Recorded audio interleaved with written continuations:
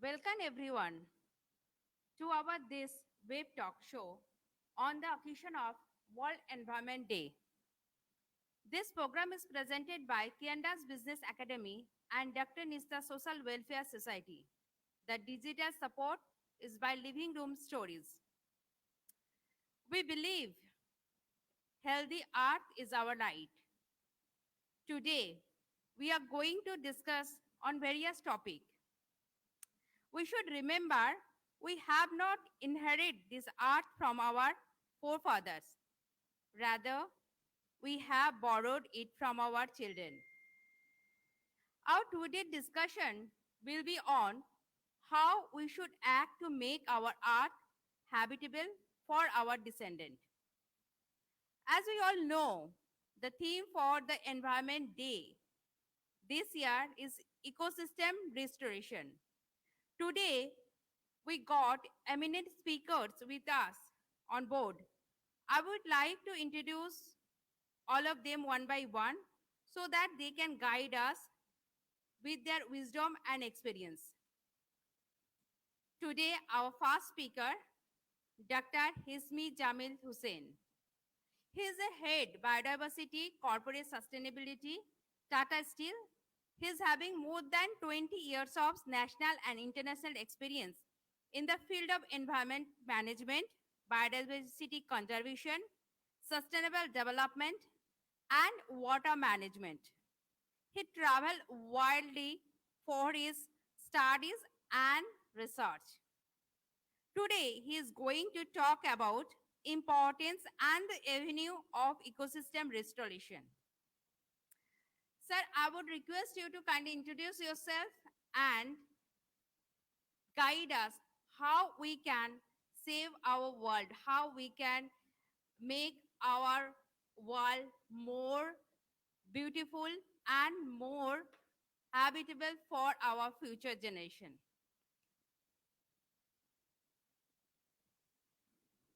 Me, Jamil Husain. I am working in the field of environment management and sustainable development and biodiversity conservation last 2 decades. So my experience and my research says that if we want to conserve our future, if we want to give a better future to our kids, we need to think about the biodiversity. I am having a couple of slides to focus on the discussion. So may I share the slides?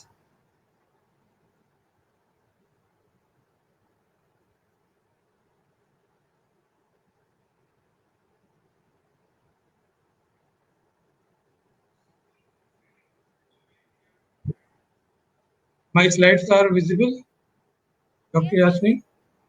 Yes, yes.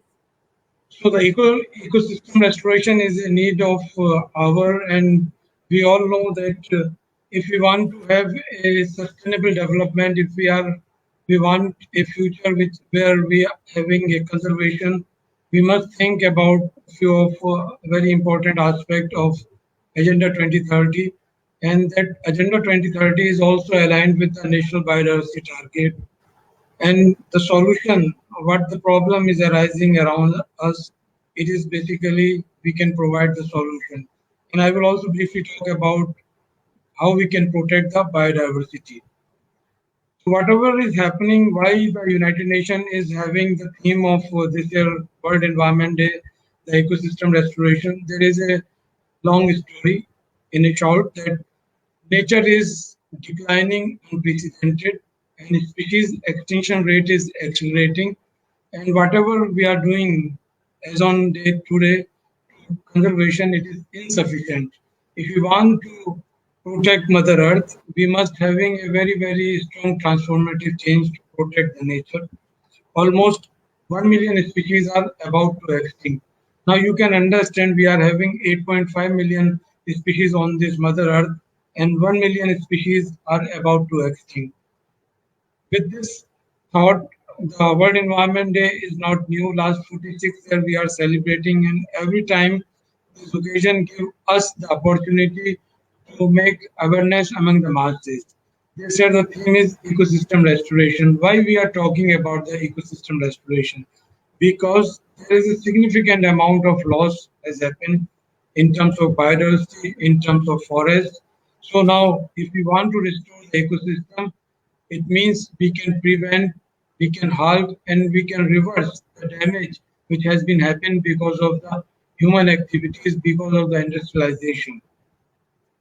Now, for a long time, we are exploiting the Mother Earth. It is the time to heal.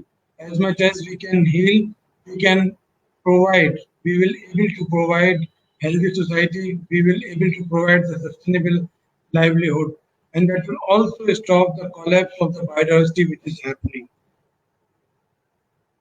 We all are in a green restoration. We are in a generation of the restoration. We remember about the 3 R's for the environment management perspective. We can reduce, we can reuse, and we can recycle. Now there is a time if we want to conserve our ecosystem, we reimagine, we need to recreate, we need to restore. And this is the time that everyone can do something for the Mother Earth. Everyone can do something for ecosystem restoration. We can grow the trees, we can green our cities, we can rewild our gardens, and we can clean our rivers which are around us. We can make peace with the nature. We need to be active, not the anxious. We need to have a bold step to conserve the Mother Earth. We have seen the agenda of World Environment Day, the agenda of the United Nations conservation. Briefly, I am talking about why the world is now talking about this problem which has arises. The COVID-19 is a problem which has realizing us the importance of technology, which has realizes us the importance of the strong immunity, which has realizes us the importance of a good medical facility and the health services, and so many things we have learned from this COVID-19 pandemic. There are some of the emerging trends. These trends have been evaluated. The global scientists. I was also part of the IPBS assessment of Asia Pacific as a lead author, and we have found that about 88,000 square kilometer forest we are losing every year. Now you can understand if we are losing that much of a forest every year, how badly it is going to impact our society, our nature, because forest provided us oxygen. They are play a very important role in controlling the floods. They play very important in attracting the rainfalls. They play a very important role in carbon sink. If we are losing so much amount of a forest every year, now you can understand that what could be the damage to our lives. Since 1970, almost 60% of the wildlife population has been reduced. This is another alarming sign that if our wildlife is going to be impacted so badly with our human activities, definitely our life is also going to be impacted. 37% of the bee population has been reduced. We remember bees only because they provide the honey. They are giving much more bigger ecosystem services, which is called the pollination. We cannot have our food security, we cannot have our flowering plants if these pollinators will not be around. And this is a clear indication that this pollination, what is happening with the help of butterflies and the bees, if it is not around, it will definitely have hamper our food supply. We all know that 70% of Earth is comprising the water and 30% is having the land mass. In this 37 of the land mass, 75% of the terrestrial environment is severely alerted. 47% reduction in a global indicator system, and there is a 28% indigenous community, the people who are dependent on it, these are also impacting. Now we realize that if these people are impacting, their livelihoods are impacting. We are consuming about 60 billion ton of the resources. Our per capita production is in the global per capita consumption has increased 15% since 1980, and 85% of our wetlands has been reduced. Now you can understand that in last 300 years, if these wetlands are reducing, and these wetlands are considered to be the kidney, and kidney and lungs are so important for our life, for our survival as an individual, we can understand if these two things are going to be damaged so badly. Now you can think whether we will going to be survive for a long time. No, we will not. So this is another alarming sign of the sixth mass extinction. Mass extinction is in other languages we call Pedle. So we have faced already 5 mass extinction. The first mass extinction happened in the Ordovician period 450 million year before, when 86% species were extinct. Second was happened in the Devonian period, which is about 360 million years ago. 75% species were extinct.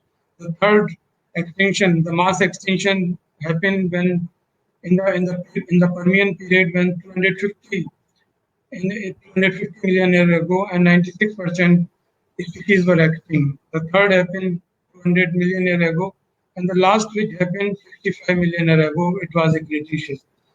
Cretaceous period was very important because in that period also there was a first sign of the human remains.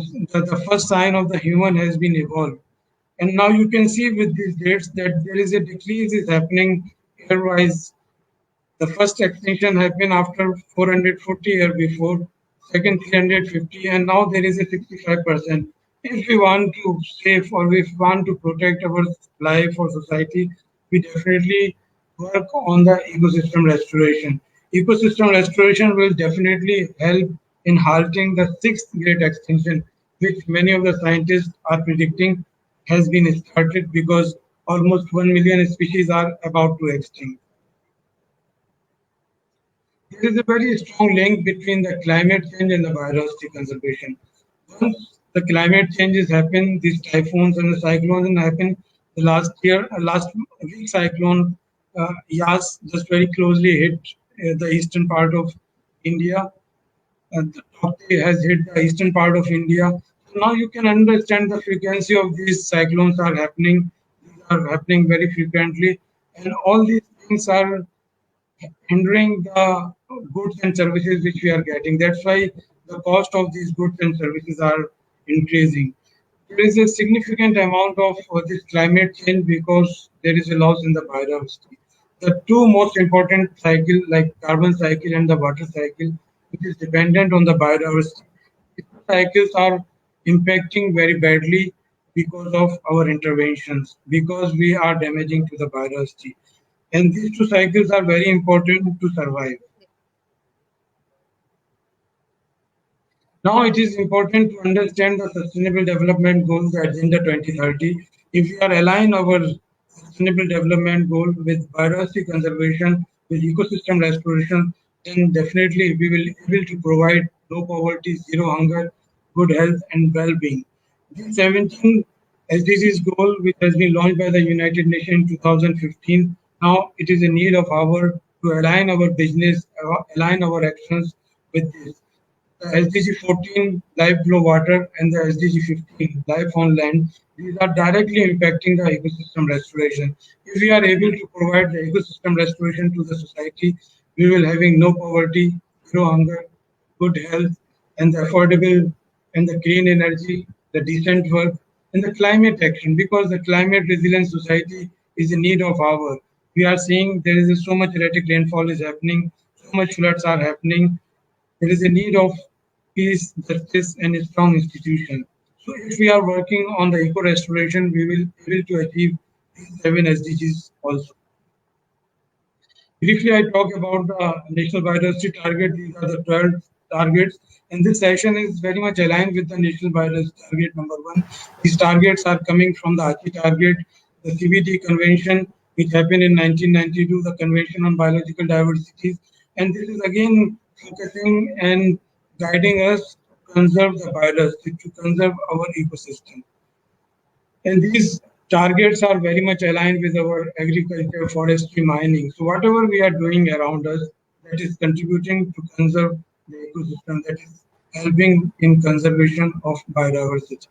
Now, these are the very important slide, and I hope this is my main theme, main focus of the talk, that the indoor air quality, it is one of a major problem right now. Many of us are having some of these health problem, and in our houses we feel it is a safe place. The WHO has done the research globally, and they found the air quality is not up to the mark, and it is harming. The benzene which is coming from the building material, furniture, all we are having in our houses, the room in which I am sitting. the carbon monoxide, formaldehyde, naphthalene. So all these gases are in our houses. If we want to get rid of this pollution, we need to put the indoor air quality improvement plants. These plants you can simply buy from the market, from online, and you can put in a small space. So this is the solution which you can give to your family. This is a solution you can give to the office. This is the aloe vera, the bamboo palm. They help in absorbing the benzene, formaldehyde, carbon monoxide, xylene, and chloroform. These gases are harmful for our health. The other few plants, the spider plant, the mother-in-law tongue, we all know about these plants, but we don't know the value and the service which they are giving. This is the reason that the biodiversity is the most not taken in consideration because we don't know the value of the biodiversity. There are a few more plants, the money plant, which is very much common. Many of us use in our houses, but we kept them outside. Now there is a time to keep these plants inside. One of the solution which we can give improve the our personal health. Our personal health will be improved, then we can have a good ecosystem as well. Another problem which we are having the waste. So we can make compost from the kitchen waste. When we are throwing this kitchen waste outside or this waste, it is destroying the ecosystem. With this initiative, you can conserve the ecosystem as well because you are not throwing the waste. And much of the problem in the metro cities is the waste. To manage the waste, you can put such kind of a small home decomposter and convert that waste material into the fertilizer, fertile material, which can help in growing the plants. Once you will grow the organic plants, once you will get rid of a food waste, definitely it will help in conserving the ecosystem restoration. This is my third initiative which you can take because health and the immunity, these are the two very important aspects in a COVID time. If you are using these medicinal plants, you can grow them in your garden, you can grow in your balcony, in your office space. And this list, most of us are suffering with hypertension, diabetes, cancer, dengue, and improve immunity is one thing that we can improve by using the ashwagandha, kalmek, plants if we are growing at our home, definitely that will help us in improving our day-to-day life. This is my last slide. The important message is please join some nature club if you want to restore the ecosystem. Help in conservation of bee and butterfly. These are very important. Plant some flower trees, plant some fruit trees, take a walk, conserve water. Please stick with the reduce, reuse, and the recycle motto of environment conservation. Put few bird feeder to a bird bath because the summer season is coming, so you can conserve the biodiversity with your small steps. As a corporate level, as a country level, there are so many initiatives, but as a personal level, these are some initiatives which can help in protection of biodiversity, which can help in ecosystem restoration. Just I'm recapping my session. So I talked about the emerging trends. So now you understand why everyone is talking about biodiversity and the ecosystem restoration. We are just on the verge of the sixth mass extinction. We can align our activities with the SDG 15 and 14. We can align our activities with the national biodiversity target, and we can align some very, very simple solution, and we are the part of the solution. And it's the time to conserve our Mother Earth. These are my contact details, and you can have, if any question, I will be happy to respond on it. Thank you very much. Thank you, sir. Thank you for your vital inputs. We understand so many things, and you have told us so many easy remedy which we can add to the nature with our daily activities. Especially, you mentioned about the plant which we know we use it as a decorative plant, but really this is useful for our daily life and obviously to our plant. But it is really now this really. What I say, warning that 60% of the natural wealth has been destroyed just for the human well-being, not only well-being for luxury, you may say. So, and that other whatever you have suggested that I think our viewers follow that. and we will go it further. We'll take this thing, and thank you so much for being with us. Next, we'll come to Professor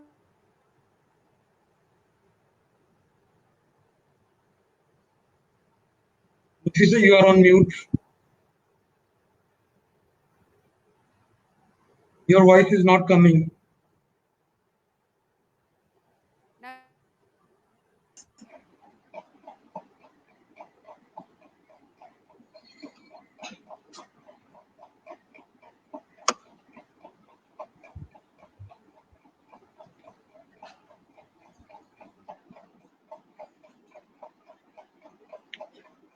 I cannot hear you. Dr. Sorry, Roy. I can. Yes, I'm here, but my video is off from your end. No, sir. We are no, sir. It is off for your end only. Hello. Living room stories. Will you please help?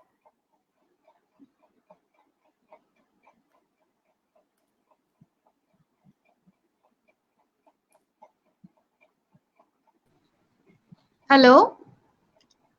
Uh, Yes, we can Sir, see you. Mr. Roy, you need to yes. click the cam there. You're on from our end. There's a cam option. See, there's a mic option and there's a cam option. Yeah, I Um, click here. I click here on my hmm.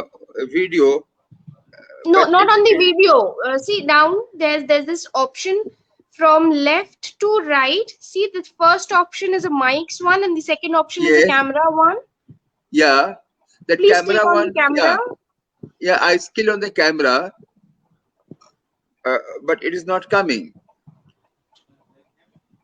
Are you there on the webcam? Are you using a webcam? No, I'm with the laptop.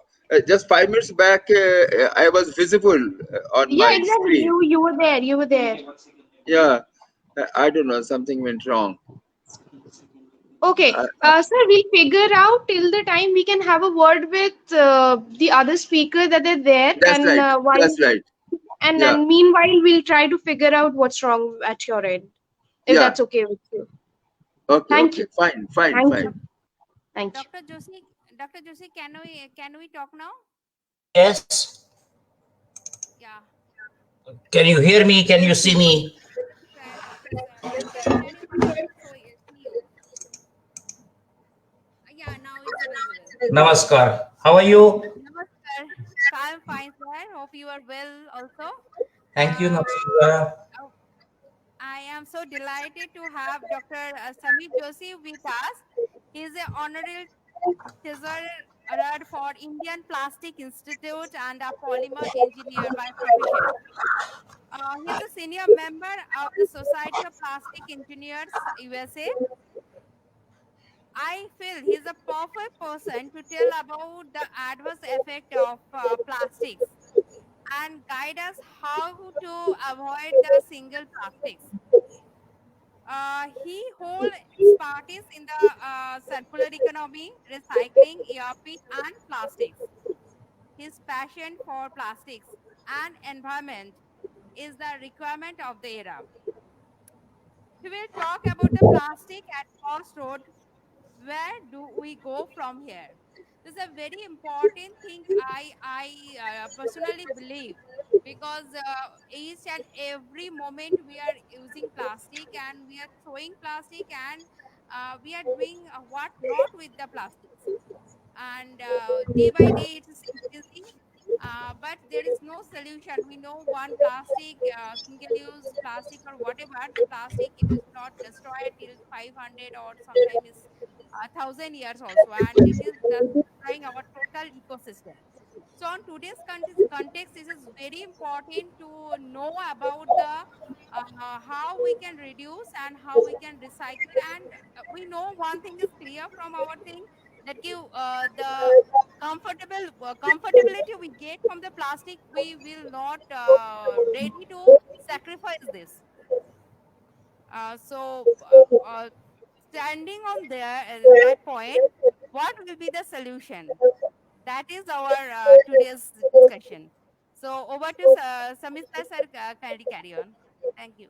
Nafisa, thank you so much for the kind words. Before I begin, may I request you to please play the video which I had shared with you?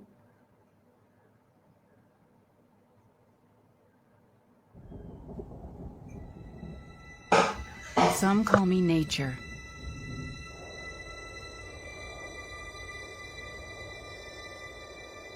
Others call me Mother Nature. I've been here for over 4.5 billion years. 22,500 times longer than you. I don't really need people, but people need me. Yes, your future depends on me. When I thrive, you thrive. When I falter, you falter. Or worse.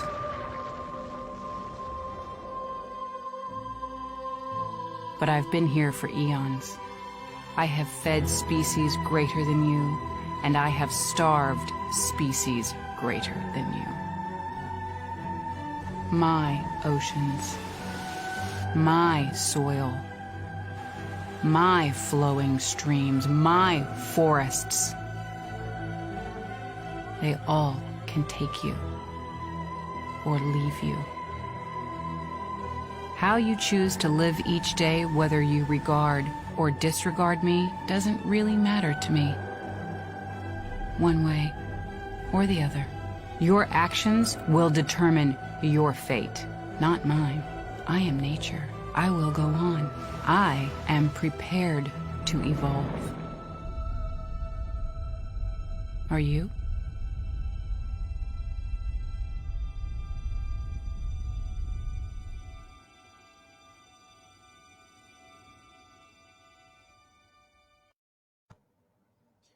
People need nature. Nature does not need us. The pandemic has shown many things for us, taught us many things. The virus, 1/10,000 the size of a full stop, has put a pause button with our entire earth. What are we in? It is a time to pause, rethink our actions, and redo our work. That is a message given by Mother Earth. Nafisa, can I have the presentation, please? Thank you. Tipping Point, that is the cover story of the first issue of the magazine Geographical, says that it is the garbage crisis or the waste crisis will be a topic of concern and will stay with us for a decade, and it is a time to act. Next, please.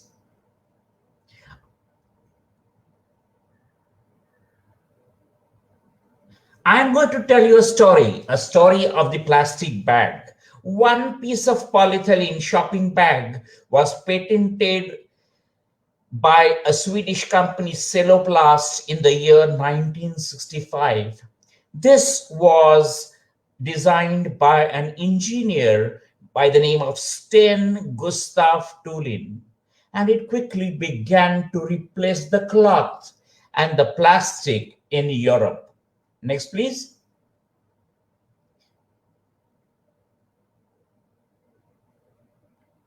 His son, Raoul Tolin, told BBC, to my dad, the idea that people would simply throw this away after use was bizarre. He would carry one plastic bag around with him everywhere he went and reuse it. That is the story of the plastic bag. The inventor, who himself used not to throw it, but reuse again and again till such a time that it did not be of use. Next, please. Every year, India generates 9.25 million tons of plastic waste. That is equivalent to 771 times the Taj Mahal and the Qutub Minar by weight. what? It is things to ponder. And then we start blaming about the littering. One citizen throws a bag, and then many join him. So we have a word in plastics that plastics do not litter, but people do. And the littering of the people creates all the issues that we face today. Next, please. A study was done for seeing what are the alternatives to plastic and what would it cost us. A whopping $533 billion would be the cost if we were to replace plastics today. Many studies also indicate that alternatives to plastics are at a higher environmental cost. This is not to say that we have to completely ban or completely do away with plastics, but a mixture of materials and alternatives and not using plastics where not needed. That is the need of the day. Next, please.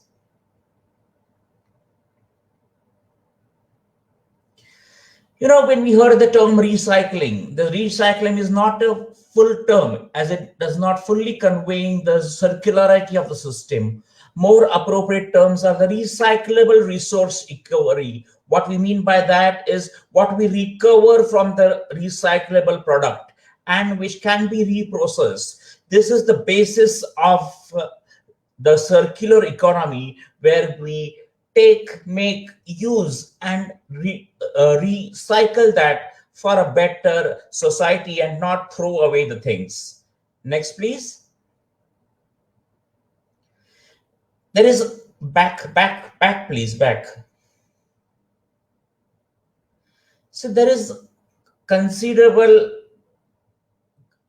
plastics which we say are biodegradable, oxydegradable, or conventional plastics. One need to understand these terms better and not confuse them. Biodegradable plastics is the one which meets the industrial composable standards. What we mean here is the plastic which is biodegradable, that is available in the market. If we try to use that, it will not be possible for a consumer to have it biodegrade by itself. It has certain conditions under which the plastic would be biodegradable.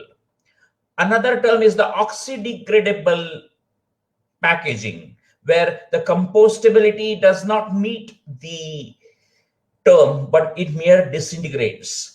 Biodegradation is through biological activity, more in particular enzymatic or microbial activity. If you just leave it in the waste paper basket or in the dump yard, it is not going to happen. So there are specific conditions under which biodegradability takes place. So one has to be very careful when using the term biodegradable, oxydegradable, and ensure that we are following the correct principles. Next, please. Food packaging. When we see now this food packaging is the one which is from new polymers or plastics which are being now developed, and they meet the international food requirements for food contacts, and the biocompostable plastics are the correct term for the biodegradable plastics for a consumer. So it is very important to know what is biocompostable. Next, please.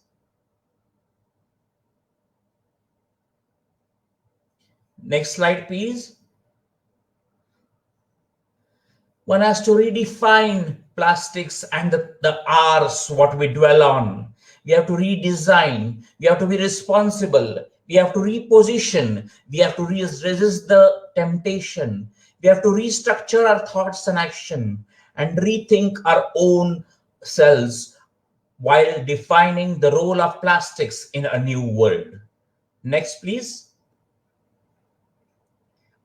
Plastics had turned popular, again unpopular during the times which we go in, but the same plastics turned savior in the fight against the pandemic. And it is very important for us to note that we just cannot discard the plastic used in the pandemic. It has to be incinerated for the virus to be totally destroyed. This cannot be recycled, and it is not recommended that this type of plastic, which is in contact with the virus, should be totally incinerated. Next, please. India has a good number of models for plastic waste management. The Bhopal's plastic recycling model has been showcased at the World Bank headquarters. 72 nations have adopted the Indoors waste to energy model. And it is not that we cannot find solutions. Solutions are there for us, but it is us individually who have to manage the plastic rather than use and then abuse it. Everything begins and starts and ends also with me. Next, please. And you. The new types of opportunities for plastics from advanced recycling, that is chemical recycling. These products which are having food contact applications, they have made it into the market. There is enough evidence that these are equivalent to virgin materials. Their technical performance and product safety, including food contact safety, has been proven outside our nation. And it will be a matter of time where even India will start using plastics which are recycled, but it will take time for plastics which are recycled for food contact applications. Next, please.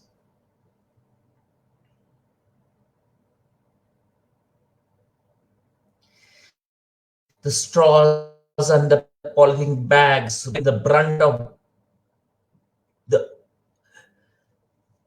people, and these are the single-use plastics. Scientists, engineers, and designers are focusing their efforts to eco-friendly alternatives that create circularly low-waste ecosystems. But this will take time to evolve. This is not easy. These products are costly, and it will be require time before it can be viable on a larger scale. First step, then, what it is for you and me.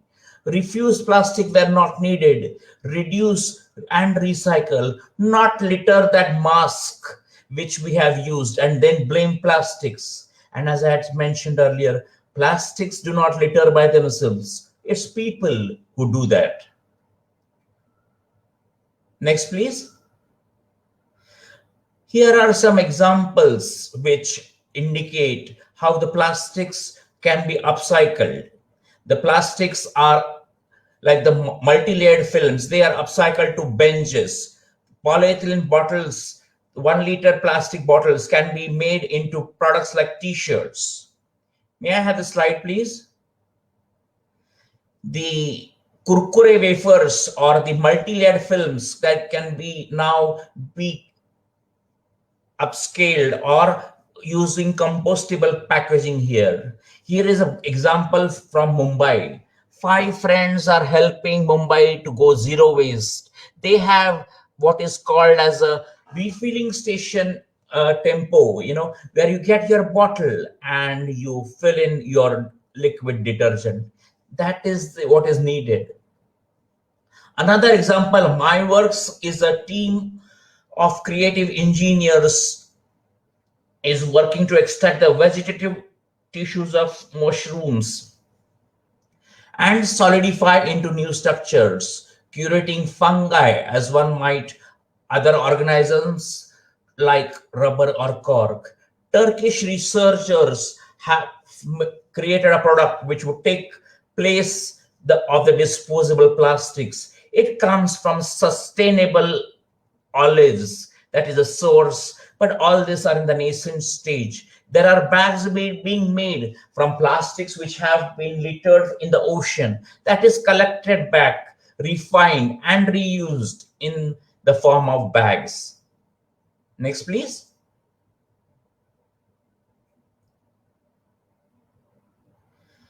Priority action to minimize single-use plastics is improving the waste management systems, segregation of the waste at source like plastic, organics, metal, paper, promote eco-friendly alternatives to phase out the single-use plastics, support projects and products to upscale or recycle single-use items into resources, introduce economic incentives for technology incubation and public-private partnerships, national level plastic bans and regulations, which need to be made more strict when people do not listen, and try to use eco-friendly plastics or products, but they come at a cost. This is one more another concept which is called as the design for recycling.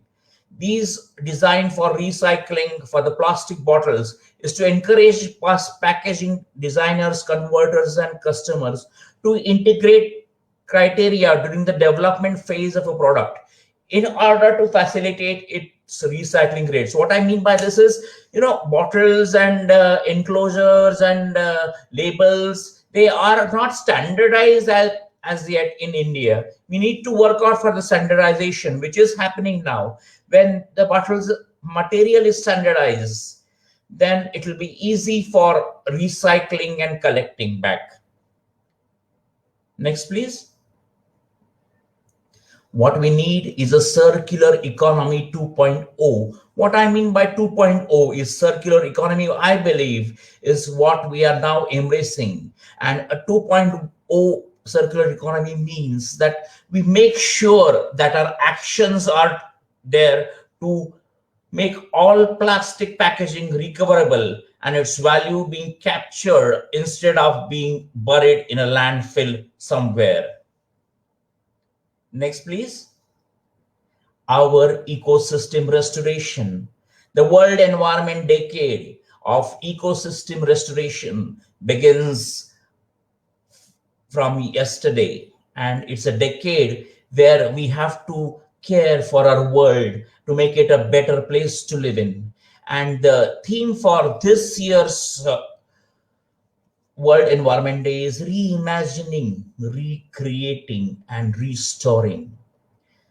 Then we focus the attentions of investors, businesses, governments, and communities for a better need to restore our ecosystems. Next, please. It is at the end of it. वो तारक मेहता का उल्टा चश्मा सबको मालूम है, ये recycling का चश्मा है और हम उसे सही तरीके से पहनना है, and making a balance of progress with the environment. Thank you. Thank you so much.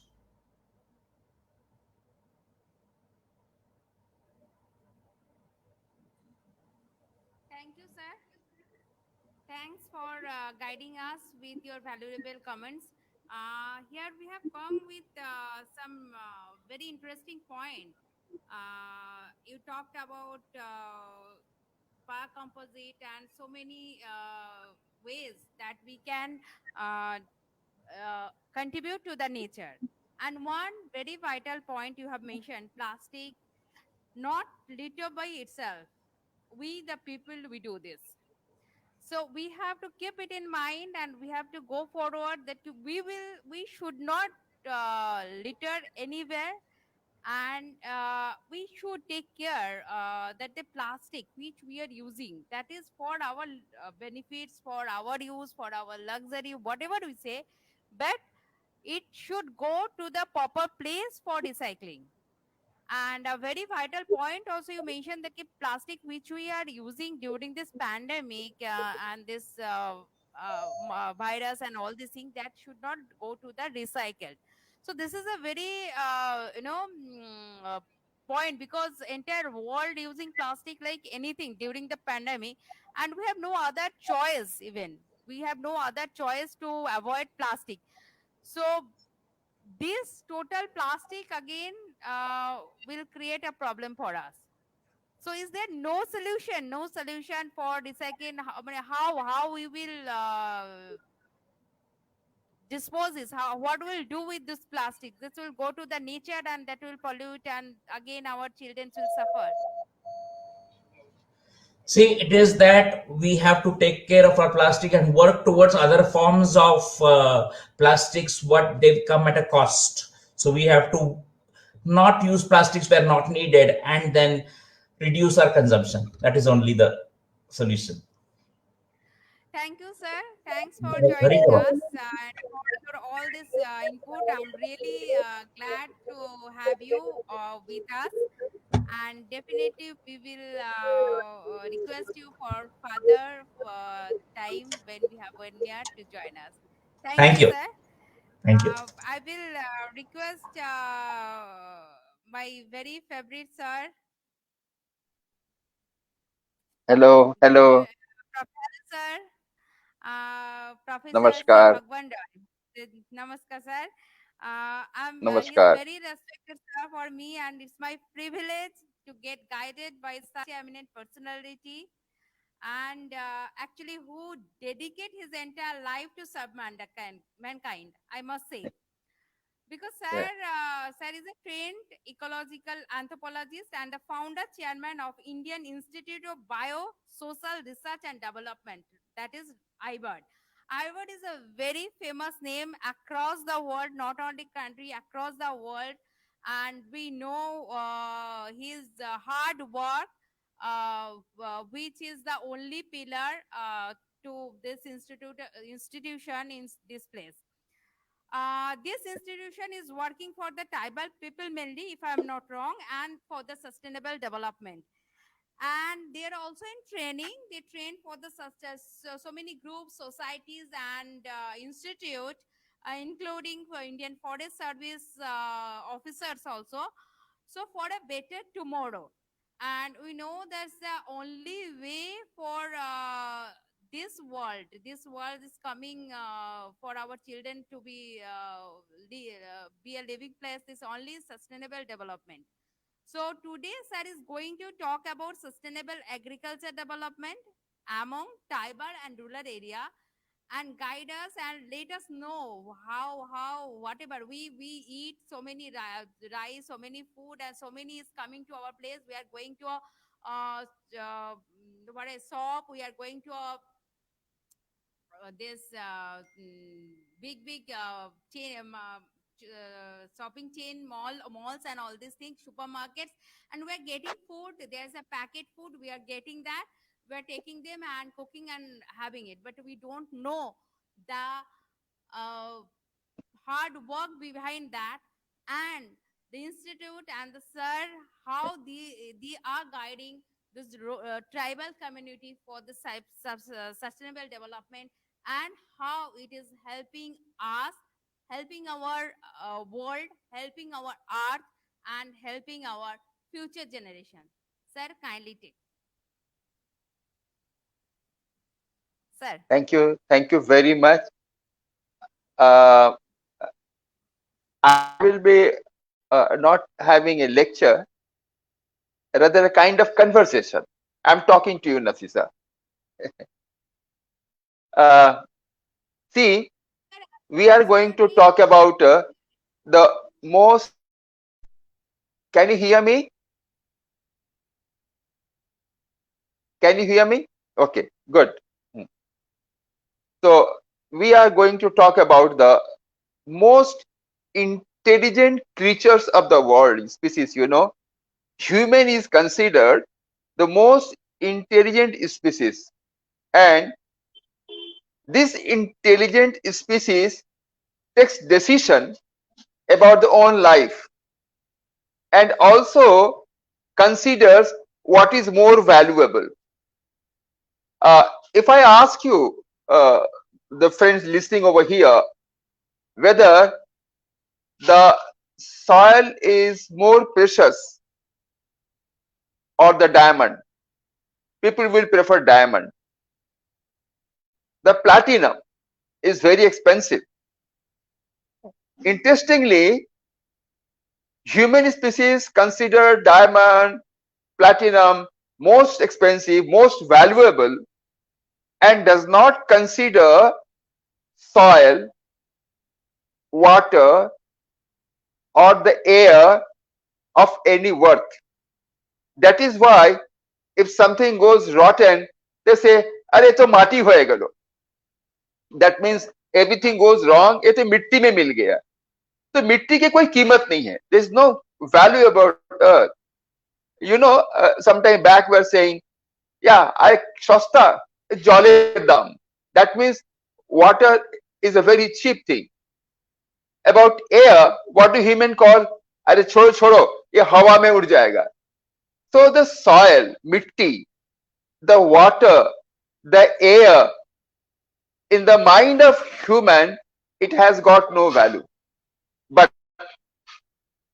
for survival, our food, the grains, what we eat, the fruit, the flower, what we see, all are the product of the functioning of soil, water, air in biodiversity. So imagine if soil is polluted, if soil is ignored for management, if the water is not taken care and it is used extensively without using any sense of logic about its depletion, what will happen to the food?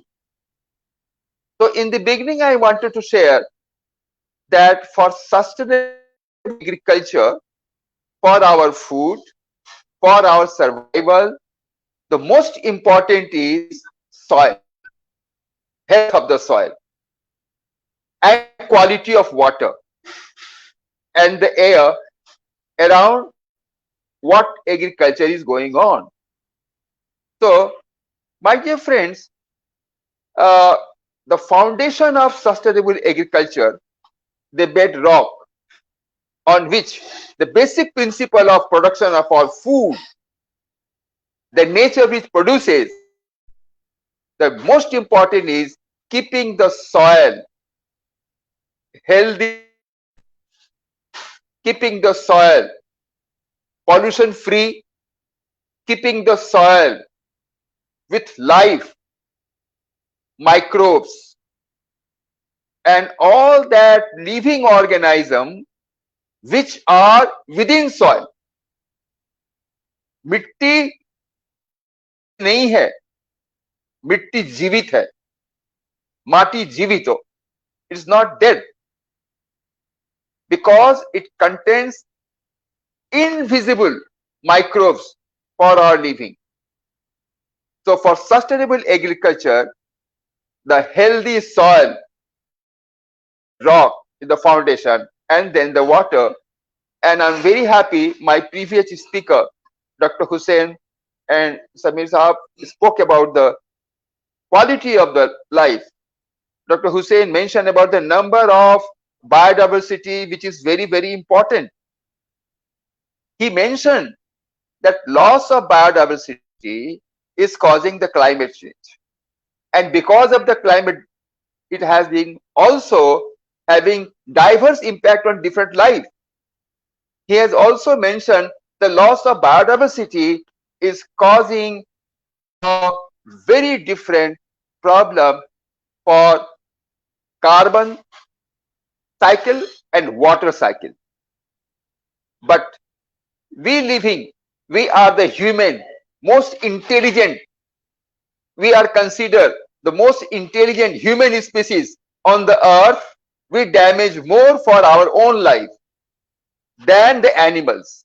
The animals take care what is reasonable, what is healthy, and what is recycled for sustainability. Animals care more compared to maybe it will sound a little acrostic, compared to the most intelligent people like we academic or the scientists who talk about the different kinds of vision and mission about the science.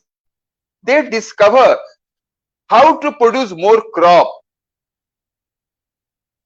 Yes, the scientist. Imagine during 80s, it is a human scientist only.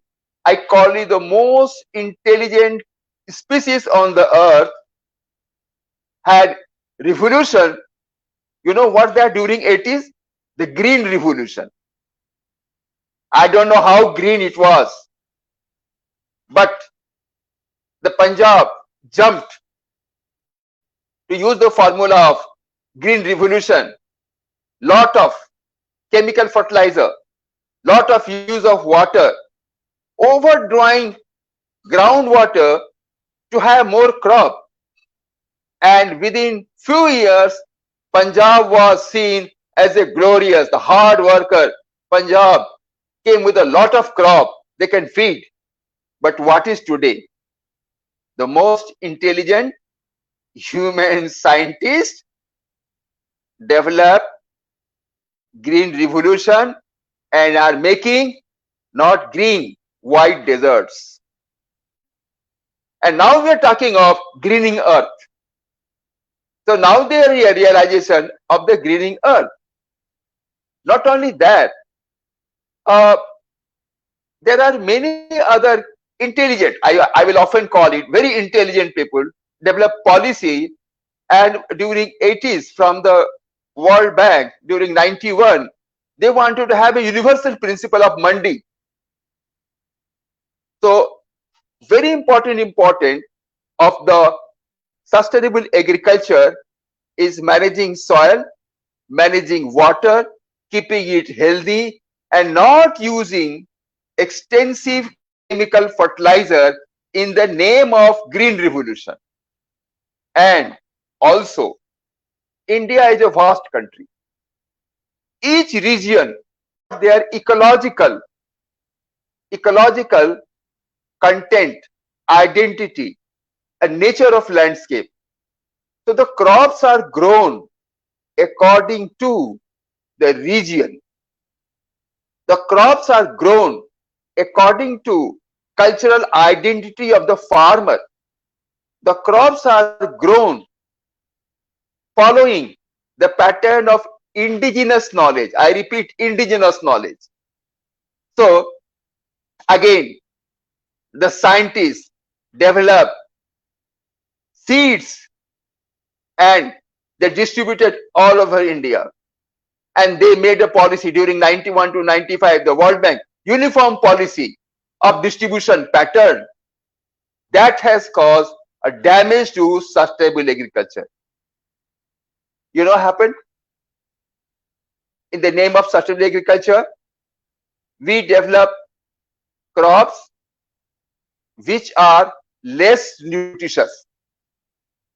And more important crop like millet, jowar, bajra, bhutta, all these indigenous seeds which were grown by the local people, and it is most nutritious, healthy, with vitamin and also mineral, has been wiped away in the name of technical advancement. And now it is realization by many scientists, even agriculture, ICRA, they are conducting research on the millet and trying to get back the indigenous knowledge. How can we control and retain indigenous knowledge? How can we retain important indigenous knowledge when the seeds are lost? When the precious, important herbal species are lost, how can we retain our indigenous knowledge? So, about the first part, I wanted to share with you that what is sustainable agriculture. For that, health of the soil, purity of water, and local indigenous seed are very important for maintaining the biodiversity and health of the people. So that was my first part. What do you mean by sustainable agriculture and what is the most important?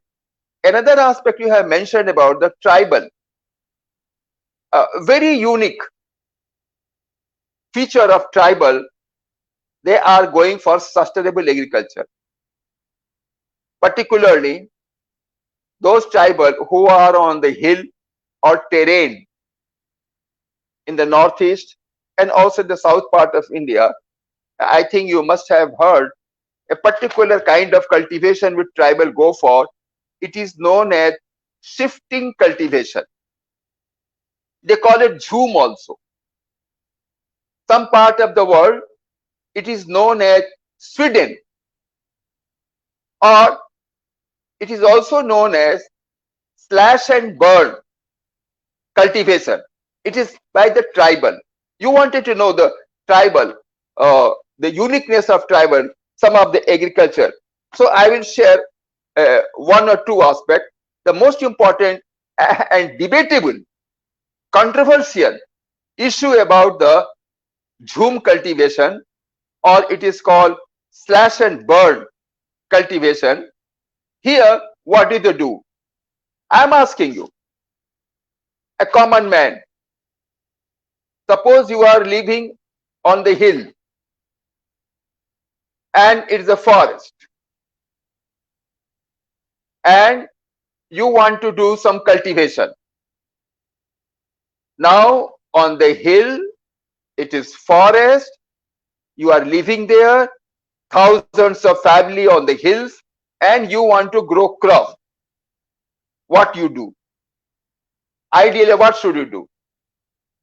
So people suggest that they should clear the forest and go for agriculture practices, a very scientific agriculture practices for wheat and rice and all that.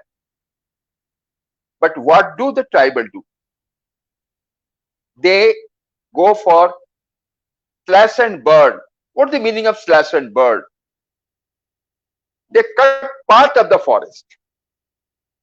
You remember, it is a hill, and on the hill it is slope. So on the slope, if you go for agriculture the way it is done on the plain land, what will happen? You remove all the forestry, and during rain there will be heavy soil erosion. So how can you do for agriculture? So what do tribal do? They use their indigenous knowledge, shifting cultivation, jhoom. They cut part of the forest and they leave some part alone and they burn it. So what happens? On the ground, you will find some twigs are there, some ashes are there, and during rain, soil erosion will not be there, and the seedling of the forest will remain there. What do they do then? They broadcast seeds, they distribute seeds, not one or two seeds. Nearly 20 to 35 of seeds, they mix it and distribute on the forest slope, which is already burned, which has got rich ash over there, which has got seedling of the forest. It is not desert. Please remember, the forest is alive. And when they broadcast the seed, not one kind of seed, nearly 20 to 30 variety of seed, which has got pulses, which has got seed, which has got fruit, which has got nut, and they broadcast it. And such broadcast of the seed with the nature, it synchronizes. It synchronizes with the space where they distributed and the time, and they get good crop. And what do the forest people do? After distribution and slash, they move from this place to other part of the forest. There again, they will do slash and burn.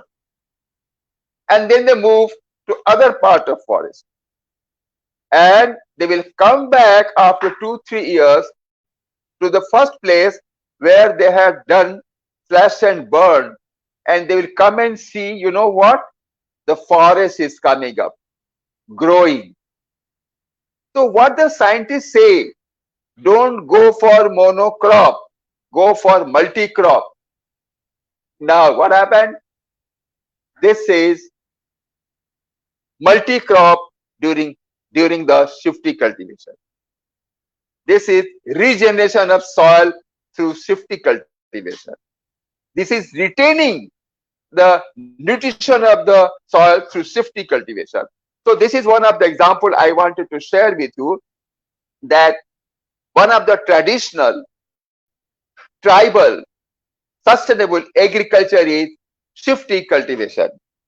Finally, I just close by saying the first I wanted to share with you, I share with you the damage which we all intelligent people have done through green revolution and through banking or the policy or some of the international traders which have damaged, and now we are thinking of where to get good. And about the second part I shared with you on the shifting cultivation, traditional cultivation by the tribal. The last part I will share with you in just 2 minutes. The other part of the country, the tribal, what do they do? There are 7, I repeat, there are 7 factors for sustainable agriculture which is related to biodiversity conservation. The first factor, wherever the crop is there, agriculture crop, thereby there should be some trees, gach, ped, that has to be there, because there is a relationship between the herbal biodiversity of trees and the agriculture crop, and that is known as agro ecosystem. The second factor, the first factor, there has to be a tree, and the trees biodiversity, the birds, the bees, they help in pollination. So tree is important for agriculture.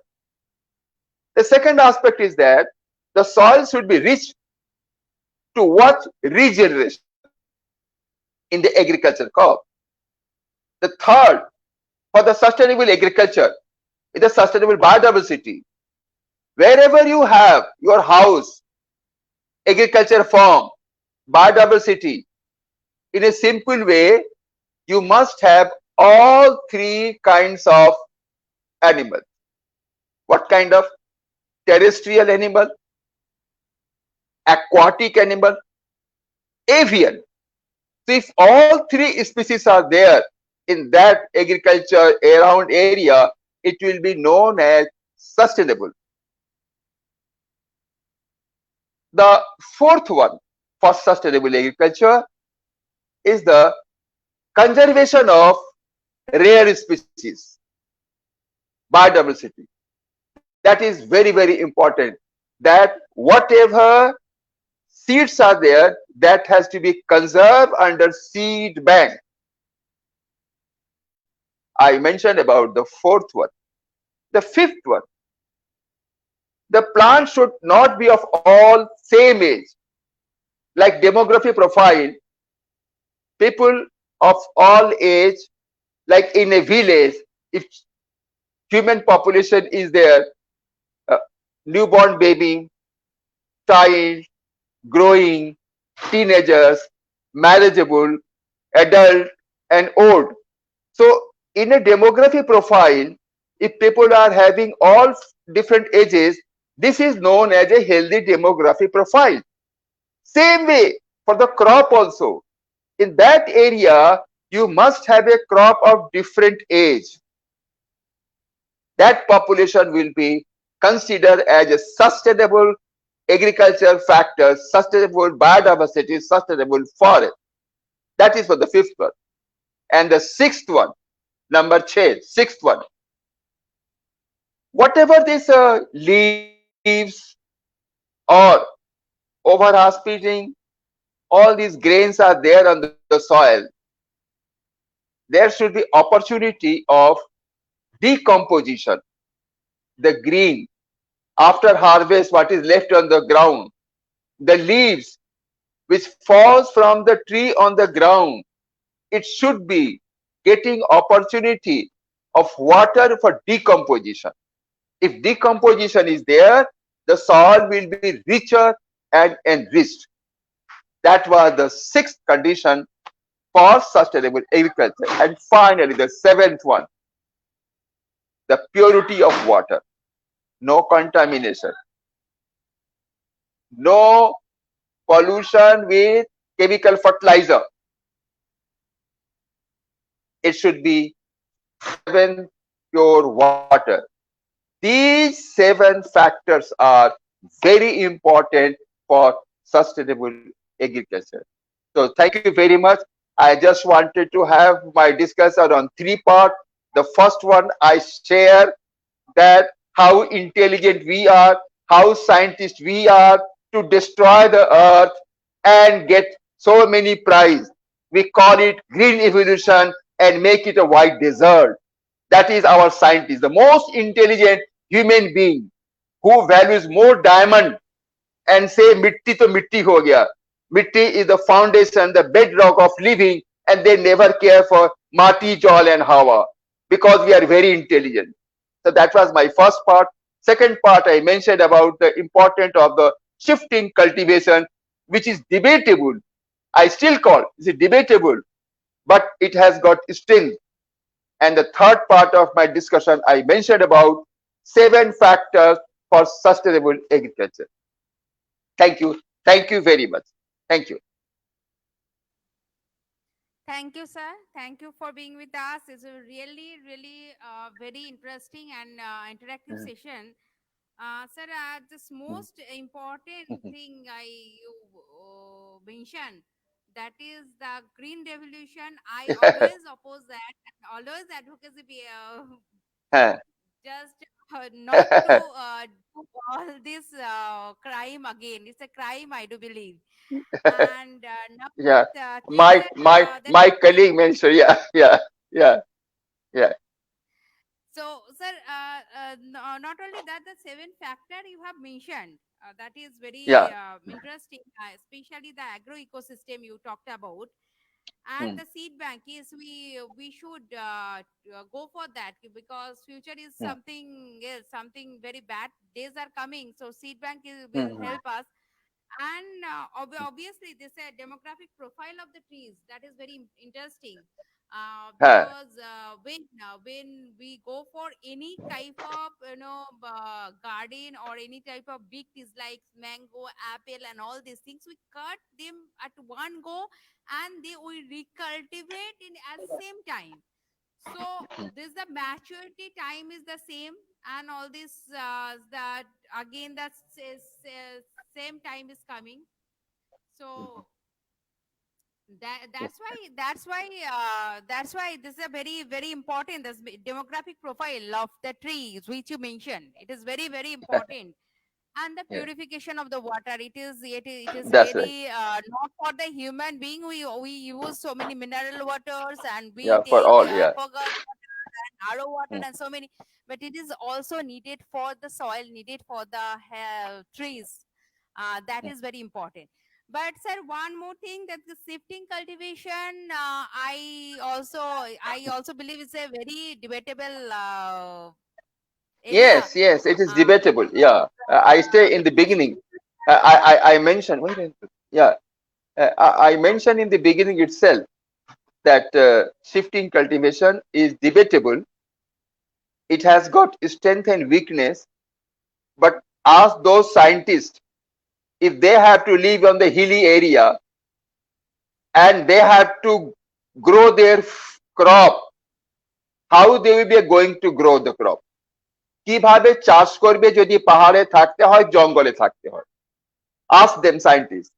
If they go for clear felling, then whole forest will be destroyed, and also there will be erosion of soil. So we have to find it out. Yeah. I'm not saying what is good or bad. I mentioned it is debatable, but I mentioned the logic behind the shifting cultivation. And I also emphasize on the 7 criteria for sustainable agriculture, sustainable biodiversity. All 7 has to follow. Anyone is missing will not be sustainable. That is my point. 7 criteria of sustainable agriculture, sustainable biodiversity, sustainable livelihood. Yeah. Thank you, sir. Thank you. Thank you. Thank you for your precious time. And Yeah. now, many things we came to know. And now, our last speaker, I will invite Dr. Sarkar. Yeah. I will invite Dr. Sarkar. Dr. Vishwanath Sarkar, he was a government officer and served the nation as an anthropologist and retired from Anthropological Survey of India. His passion drove him for study and research throughout the world. Today, he is going to talk about a very vital and very complicated issue that is GMO and genome. Uh, Demand of the era, effect on health and earth. Though we know it's a very complicated topic and most of the people don't aware of this, so I will request you, sir, to tell us on a very layman language what it is, because day before yesterday, I talked with so many friends who are some kind, associated in social science or some other areas. People are consuming GMO product, but they are not aware. And this is a very vital time, I believe, that people should know and people should come out against it. And I will request you, please make it easy that we can understand what we should do with this rice, because we can't avoid, I again repeat, we can't avoid plastic, we can't avoid GMO rice, we can't avoid eating, but what we can do as a citizen, as a responsible citizen. So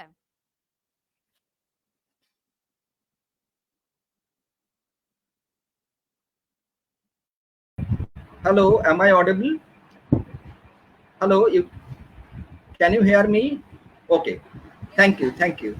Okay, so first of all, I must express my sincere thanks to the organizer for giving me this excellent opportunity to share some of my views regarding this, I mean the GMO genome and in the demand in the particular era and its impact on the human health and the environmental, I mean the sustainability, as rightly pointed out by Professor Roy, and the, I mean the earth. So I have learned a lot from my previous speaker, Dr. Husain, Dr. JOSHI, and Professor S.B. Roy. And obviously, my deliberations is a little bit, I mean, the different, and that is the most recent, I mean, the tools and techniques used for the, I mean, that is the genome science in the welfare, particularly the human welfare.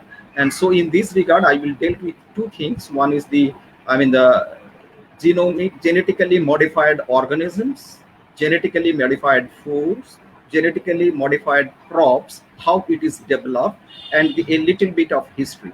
But prior to that, I must express one thing, that this is directly related to the genome science or the genetic research. So I would like to express this, I mean, the what is genome and how it is useful and how it is helpful to the human welfare. And then again, I will discuss very important that we are, many of them are not really familiar with the what is GMO, what is GMF, and what is GM crops, and how really it is useful, what are the benefits, and what are the ethical issues and the risk and controversies of these GMOs, that I will tell in the last. So this is essentially in three parts. One is the, I mean, the what is the genome, genetically modified organisms, and what is the genome research and how it is really used for the human welfare. I will briefly discuss, and then I will again go back to the ethical and risk and controversies regarding this GM food. So I would like to, I mean, initiate that sharing one of my slides So if it is possible, then it would be nice.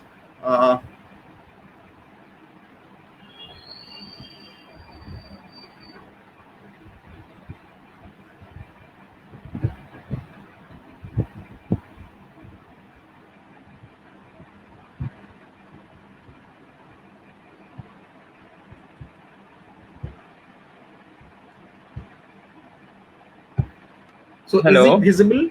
Hello, is it visible? Yes, sir. Yes, sir. Okay. Okay, so both visible and audible. Okay. Yes. So, okay.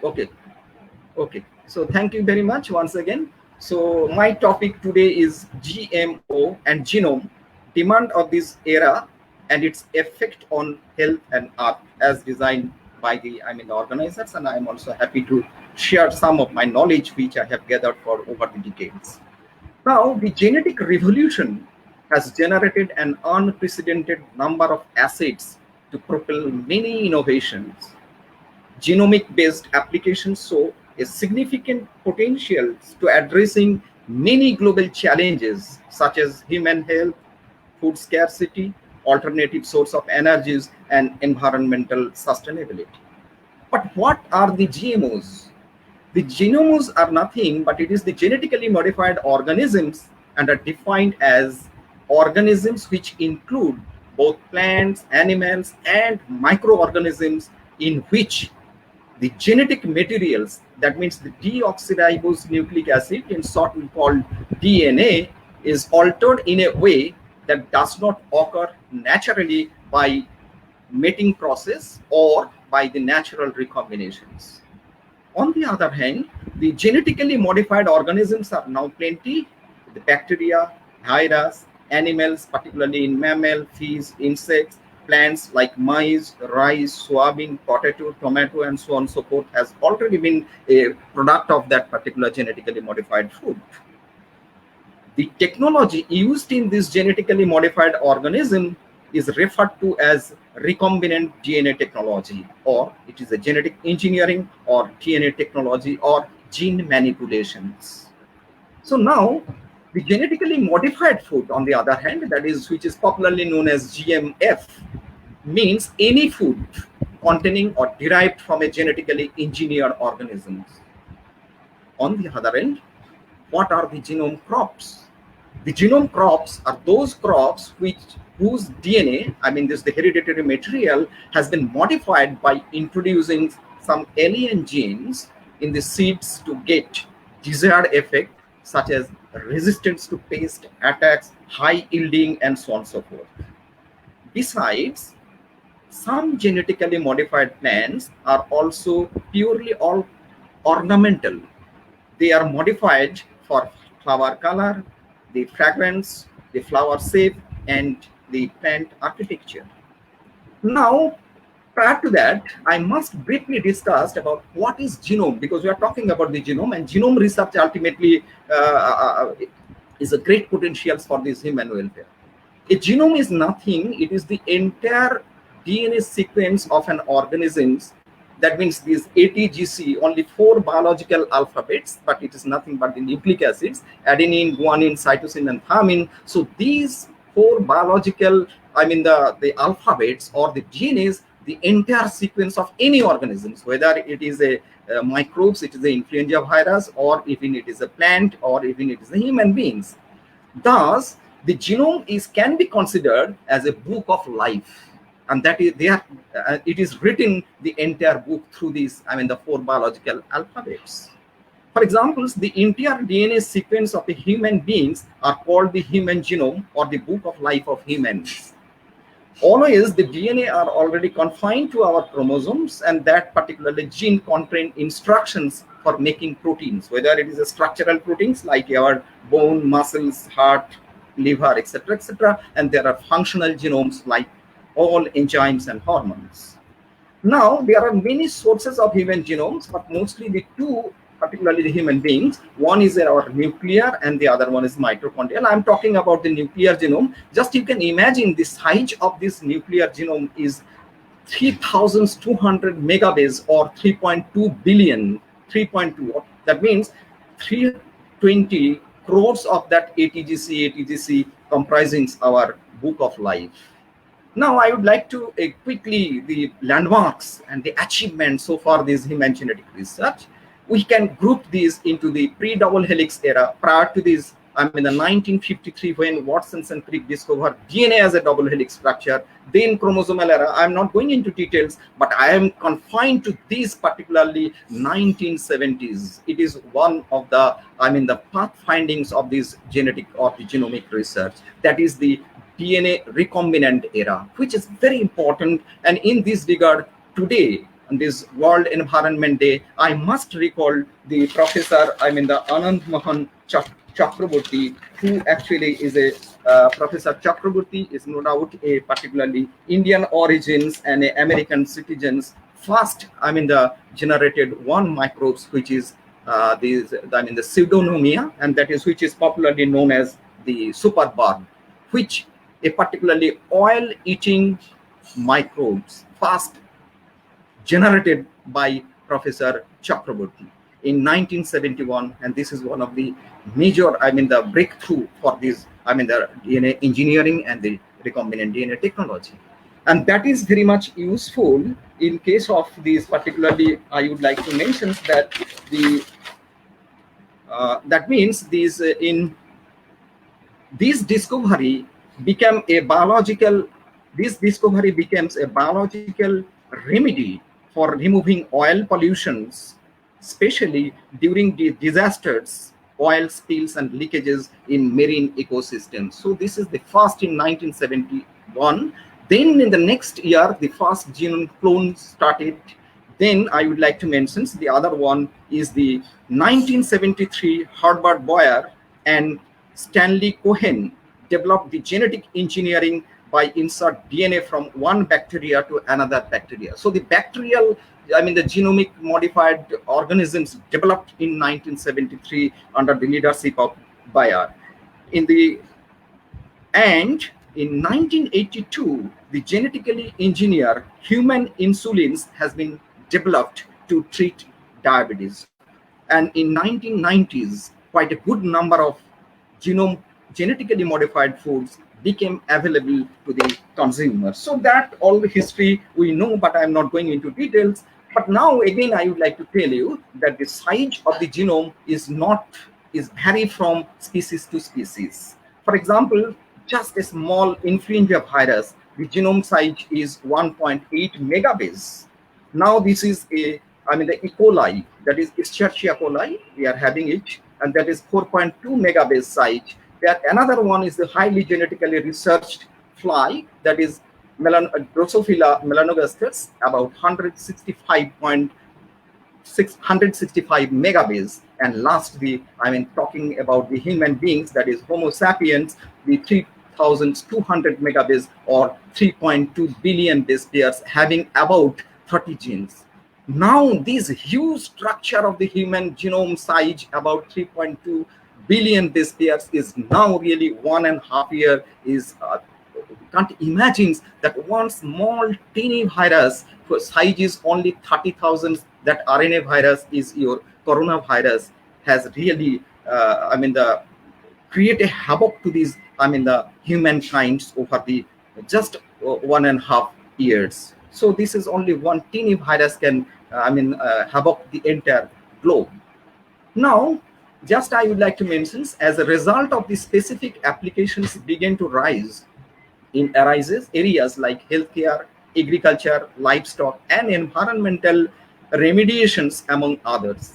The continuous improvements in DNA sequencing technology, this is one of the very important technology, and that was initiated in 1985 after the discovery of one thermal cycler produced by Mollis, and he awarded the Nobel Prize. So this PCR technology, and now almost in everyday paper and newspaper, you are listens about this, heard about the RT-PCR. So this is the actually, the real-time polymerase chain reactions that's developed in 1805, and now it is used for the, particularly the diagnosis of pathogens. And due to the drop of its cost, that means sequencing cost, have stimulated genome projects of over 4,000 species across the globe. These include generations of affordable and sustainable food supplies, higher productivity crops, and enhanced abilities to combat current and emerging infections and endemic disease, as rightly I pointed about coronavirus.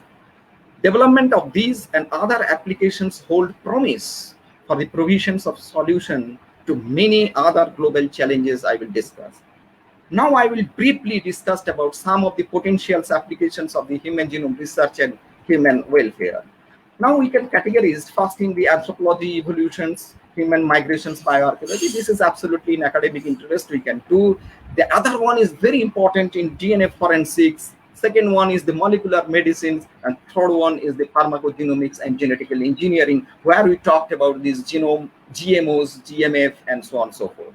Now quickly, the anthropological perspectives, we can, through this DNA, we can identify how chimpanzee is related to, how we are different from each other. I'm not going into details. But in DNA forensics, definitely has a very important, impact in the human welfare.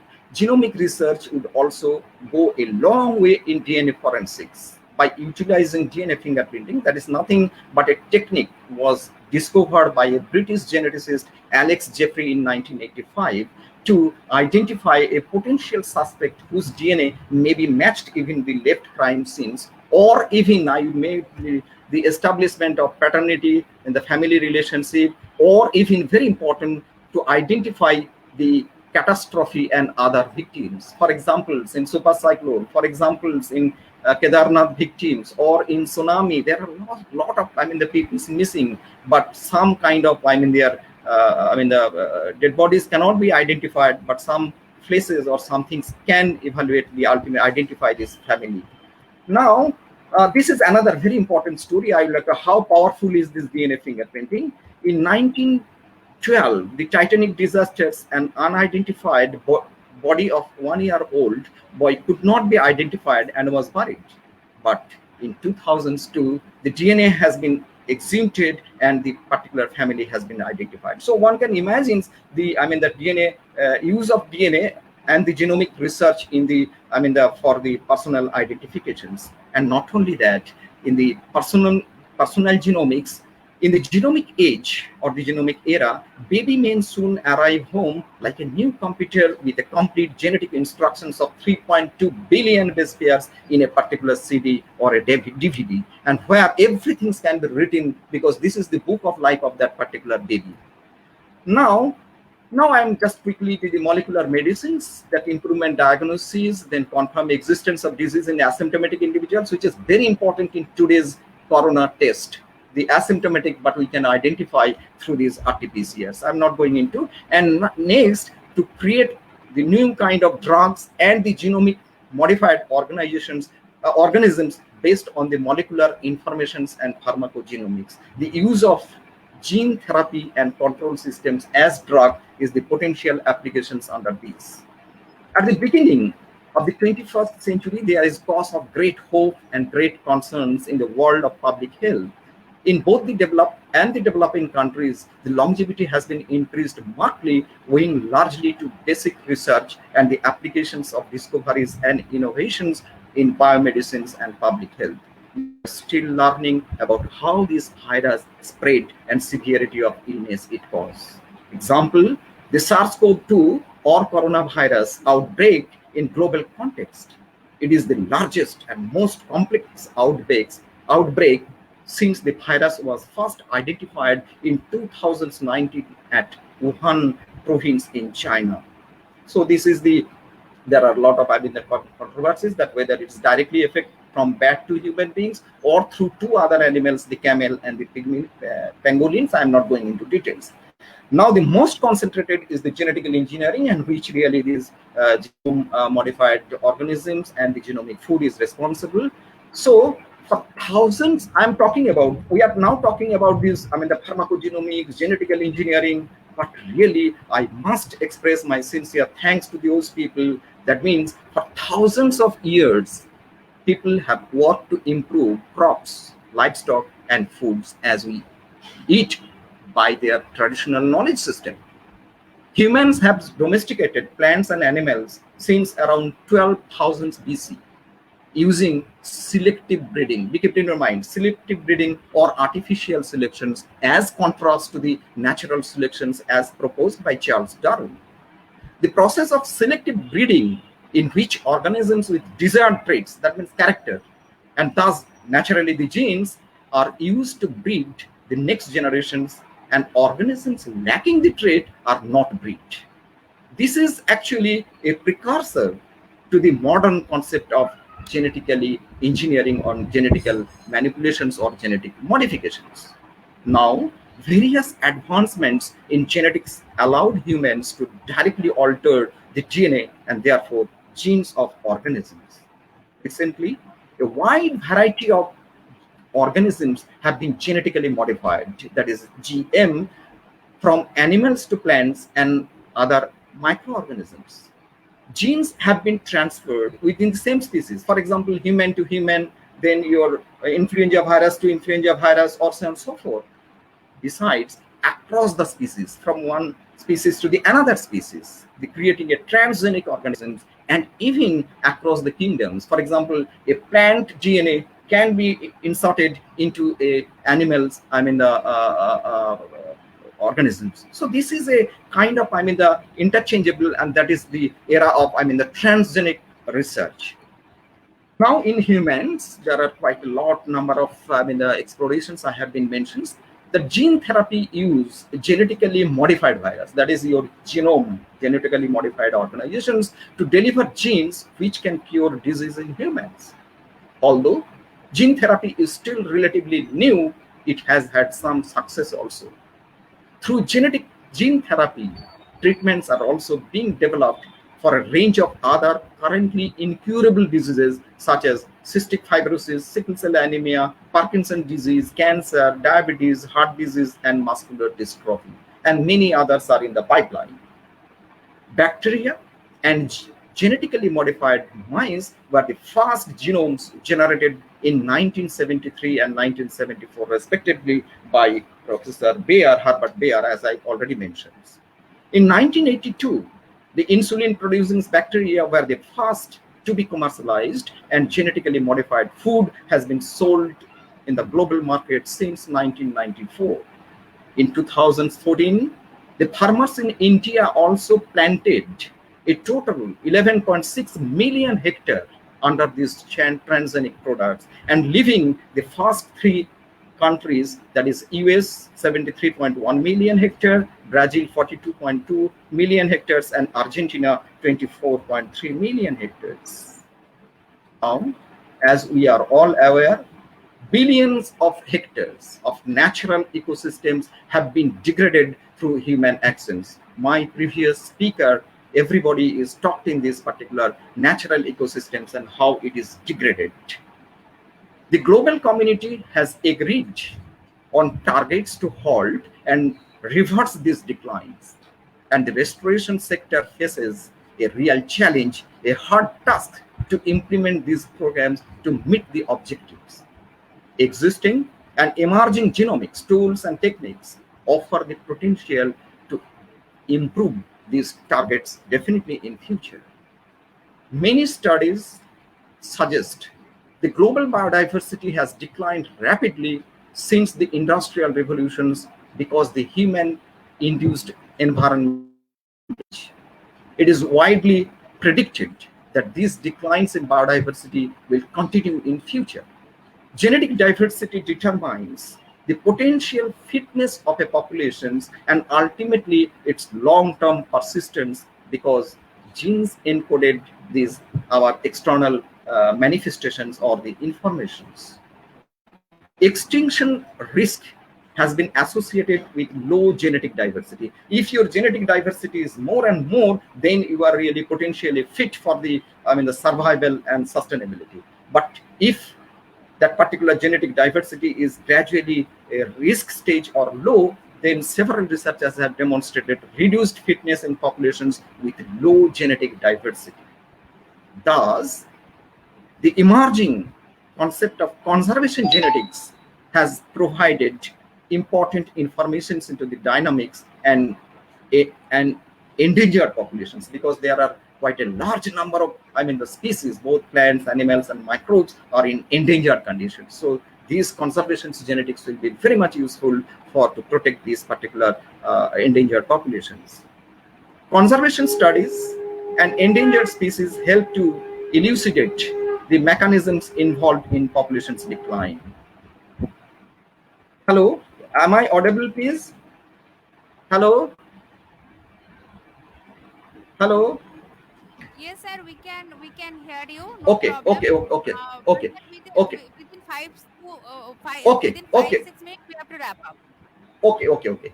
So the advantage of using now in these regards, regarding these, the conservation genetics, it is now the advantage of using museum specimens is that we can access information from when these specimens were collected. I would like to good examples in Indian museums that is established in 1784 by William Jones.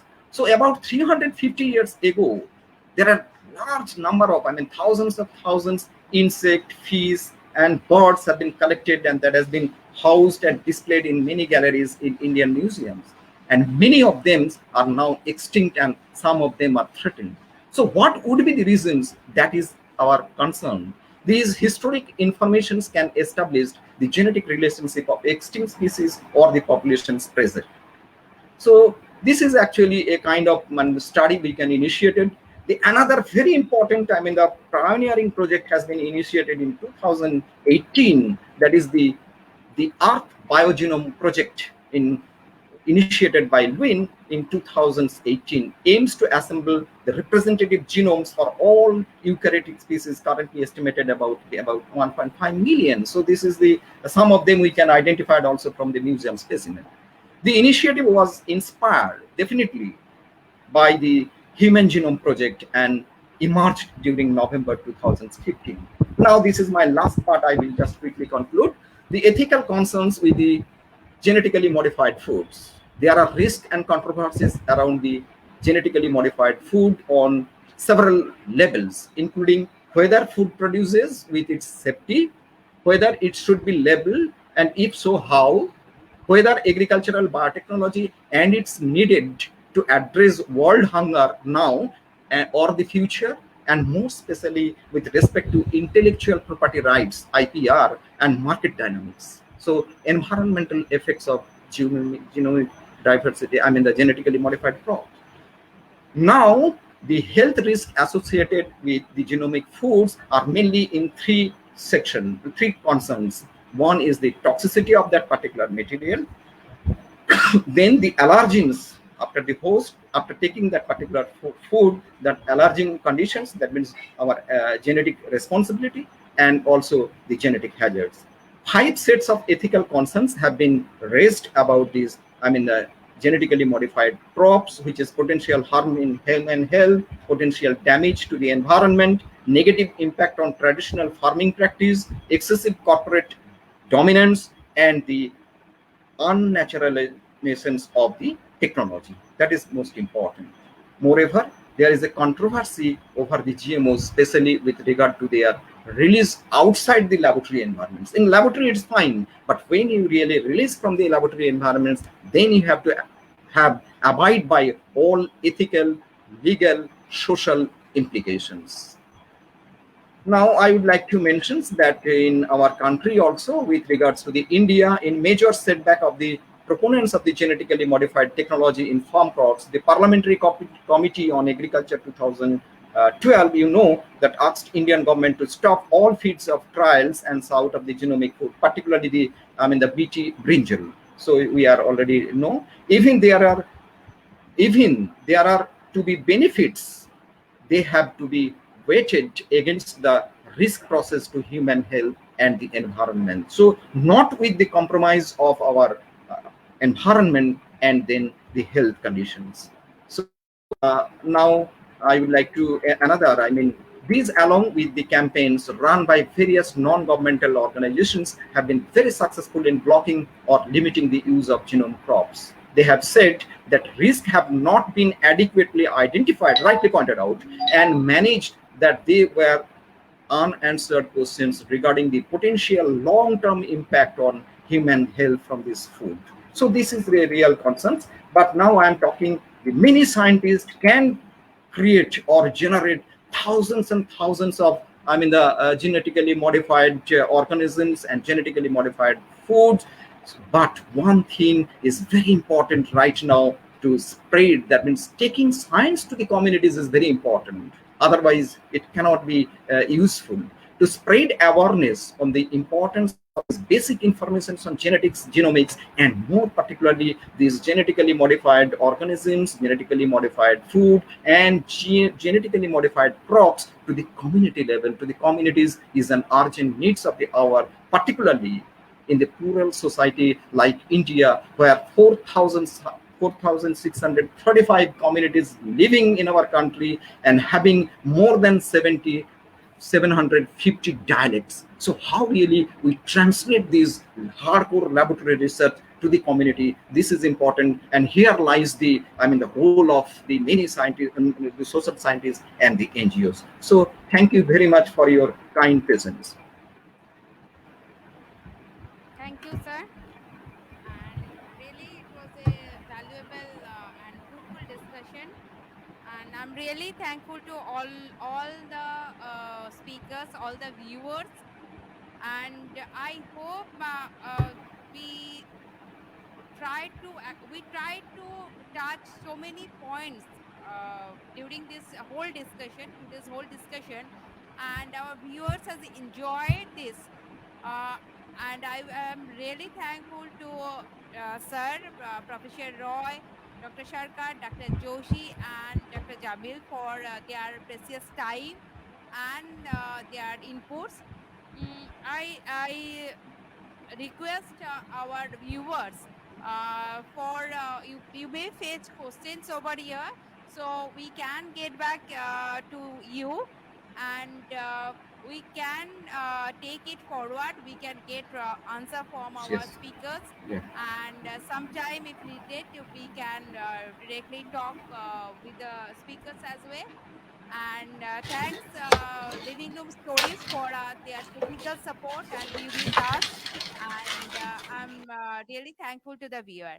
We will come back with some other topic some other day.